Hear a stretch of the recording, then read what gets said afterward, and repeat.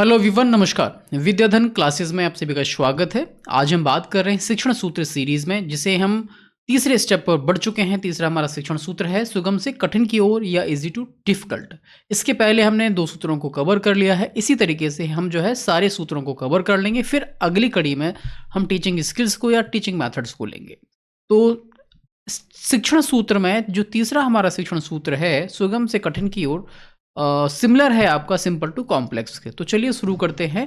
इस सूत्र में हमें कुछ बातों को समझना बेहद ज़रूरी है। पहला पॉइंट आपका यही है कि हम ये समझें कि शिक्षण सूत्र में इसका जो है मूल आधार क्या है। मूल आधार यही है कि छात्रों को हम सबसे पहले उन चीज़ों को सिखाएं जो आसान लगती हैं उसकी नज़र में, हमारी नज़र में नहीं, उसकी नज़र में। एक छात्र की दृष्टि से हमें छात्र के लेवल पे आके सोचना पड़ेगा, उसके मानसिक स्तर पे आके सोचना पड़ेगा कि जो सरल चीज़ें हमें लग रही हैं कि वास्तविक तौर पे बच्चों के लिए वो सरल हैं या नहीं है। अगर लग रही हैं तब तो ठीक है, तब तो वो जो है उन एग्जाम्पल्स को आत्मसात कर लेगा और साथ ही साथ धीरे धीरे हम उसको कठिन चीज़ों के बारे में बता देंगे और उसको जोड़ देंगे। जैसे कि हमें बताना है उसके सोसाइटी के बारे में बताना है या अन्य विषयों के बारे में बताना है, तो उसके बारे में हम आगे उसको कठिन जो कॉन्सेप्ट होंगे उनको हम बताते चले जाएंगे।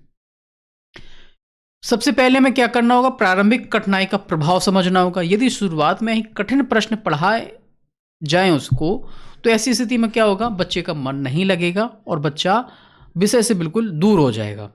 इस बात को हमें ध्यान रखना चाहिए। एक शिक्षक के तौर पे हम जब बच्चों को पढ़ाने जाते हैं तो कम से कम इन बातों का ध्यान रखें कि जो चीज़ें हमें पढ़ानी है सीधे ही जाके ये नहीं कह देना है कि चलिए आज हम जो है गणित अगर पढ़ाने जा रहे हैं, मैथ को पढ़ा रहे हैं, तो आज हम जो है साधारण ब्याज के बारे में पढ़ेंगे, ये नहीं बताना है। चलिए आज हम जो है बच्चों यहाँ पर आए हैं कुछ बातों को समझने के लिए। तो आप लोग उन बच्चों से क्वेश्चन करेंगे, आप वहाँ पर अगर आप मैथ में साधारण ब्याज पढ़ा रहे हैं या सिंपल जो इंटरेस्ट है उसके बारे में आप उसको बता रहे हैं, तो क्या यहाँ पर एग्जाम्पल क्या हो सकता है कि बच्चे आप लोग ये बताओ क्या आपके पास कोई बैंक अकाउंट है। तो बच्चे कहेंगे हाँ, हम बैंक में जो पैसा है क्यों रखते हैं। तो बहुत लोग कहेंगे हमारे पास बहुत सारा पैसा हो जाता है, हम उसकी सुरक्षा के लिए रखते हैं, जैसे कि हमारे पास बैंक में पैसा सुरक्षित रहे। ठीक है, बैंक में जब पैसा आप सुरक्षा के लिए रखते हो, कुछ कहेंगे नहीं बैंक में जब हम पैसा रखते हैं तो हम एटीएम से कभी कभी जरूरत पड़ने पे निकाल भी लेते हैं। ठीक है, तीसरा क्वेश्चन आपका होगा कि बैंक जिस पैसे को हम बैंक में जमा करते हैं क्या हमें सिर्फ उतना ही देता है या उससे ज़्यादा देता है। तो बच्चे कहेंगे कुछ हमें ब्याज भी मिलता है, कुछ ज़्यादा। कितना मिलता है ये इसके बारे में जानकारी हो भी सकती है और नहीं भी हो सकती है, तो यहीं से हम स्टार्ट कर देंगे। तो चलिए बच्चों, आज हम शुरू करते हैं साधारण ब्याज के बारे में। तो साधारण ब्याज क्या होता है, हम उसके बारे में साधारण ब्याज या ब्याज के बारे में स्टार्ट करेंगे, इंटरेस्ट के बारे में उसको बताना शुरू कर देंगे। तो क्या हुआ कि उसे ब्याज के बारे में पता था या नहीं पता था, इंटरेस्ट के बारे में उसको पता था या नहीं था, अलग मैटर है। कुछ हो सकता है कि आपकी क्लास में किसी एक बच्चे को पता हो, सारे बच्चों को नहीं पता हो। तो यही चीज़ ज़रूरी है कि जिन शिक्षण सूत्रों का हम प्रयोग करते हैं वो हमारी प्रेजेंटेशन स्किल में हमारे लिए बहुत ज़्यादा फायदेमंद होते हैं, हमारे प्रस्तावना कौशल में हमारी मदद करते हैं। ठीक है ना, जब भी हम कोई टॉपिक शुरू करते हैं तो शिक्षण सूत्रों का प्रयोग करके ही हमें टॉपिक को स्टार्ट करना चाहिए। अब बात आती है रुचि के प्रभाव की।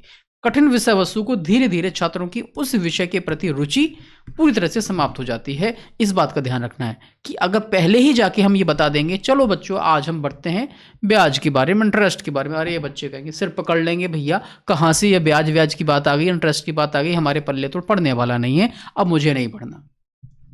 तो बच्चे क्या हो जाएंगे, परेशान हो जाएंगे। तो परेशान नहीं करना है उनको। तो इसका सिंपल तरीका क्या है, इसका सिंपल तरीका यही है कि हम पहले उसको सरल बातों को बताएं, इसके बाद कठिन बातों को समझाने का प्रयास करें। हम उसको ऐसे उदाहरण से लेकर आए जिससे कि वो जो है अच्छी तरीके से समझें। जैसे कि मैंने आपको अभी समझाया, इंटरेस्ट के बारे में आप पढ़ाने जा रहे थे तो मैंने एग्जाम्पल दे दिया, तो एग्जाम्पल वो सेट हो गया होगा आपके दिमाग में कि हमें जो इस सूत्र का जो यूज़ है वो कैसे करना है।